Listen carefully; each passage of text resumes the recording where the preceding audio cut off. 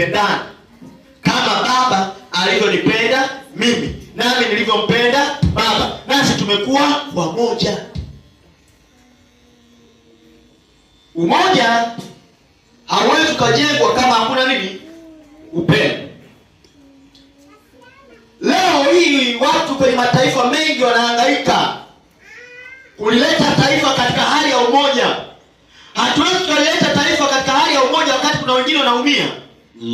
Hatuwezi kulileta taifa katika hali ya umoja wakati kuna wengine wanakilio. Lazima tuhakikishe watu wote tumekuwa na upendo, ndipo sasa tuende kwenye slogan kwamba tunataka umoja. Hauwezi ukaja umoja wakati kuna mwingine na maumivu. Hauwezi ukaja umoja wakati kuna mwingine na machungu amepoteza ndugu yake. Umoja hakuna. Amina. Tutatumia nguvu kubwa sana kuomba umoja. Lakini hauwezi ukawa umoja kama hakuna upendo. Na kama wewe unasema unampenda mwenzio, hauwezi kumuua jirani yako. Hauwezi kumuua ndugu yako. Hauwezi kumuua jamaa yako kwa sababu unampenda. Hauwezi kumsema mabaya kwa sababu unampenda. Ukiona unasema wengine vibaya, maana yake hauwapendi. Na kama huwapendi wengine, ashumu hata wewe mwenyewe ujipendi. Ndio maana unasema vibaya wengine. Kwa nini unasemaje? Chochote apandacho ndicho atakacho vuna. Ukipanda mema utavuna mema. Ukipanda mabaya utavuna mabaya. Wema ni akiba na mabaya ni akiba. Sasa nategemea kwenye maisha yako umejiwekea akiba ya vitu gani? Halo? Mina.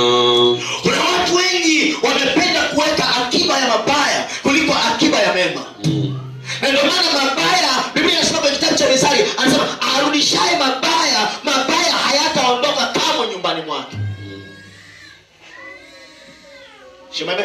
Amina. Yesu akalipenda kanisa, akaliwekea misingi imara. Akaliwekea misingi, na msingi namba moja ni upendo. Amina.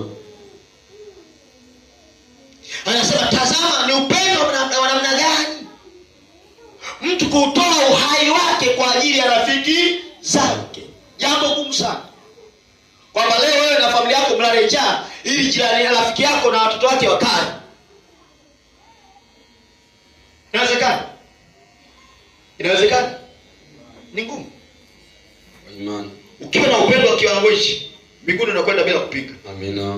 Hata kama shetani na shemeji zake kikabla ambao akisema uende, malaika anasema naenda.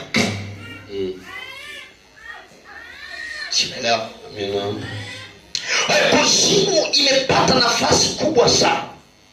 Na ndio maana utaona leo hii watu wengi wana historia za kuzimu sana. Nasikia mimi nilichukulia mpaka kuzimu, nilirudi kuzimu, sio nilienda kuzimu kuko hivi, nilienda kuzimu kuko hivi, nilienda kuzimu kuko hivi, kwa sababu kuzimu kuna tamani kummeza kila mtu ambaye anasema Yesu ni Bwana, ambaye anasema nimeokoka, ambaye anasema mimi nataka kwenda mbinguni. Kuzimu inasema hapana dada, hautaenda. Kulikuwa na watu wazuri kuliko sisi, hawapo. Kulikuwa na maensamboi kuliko mimi, hawapo. Wewe ukiona unasema ensamboi, lakini hawapo. Waliipenda dunia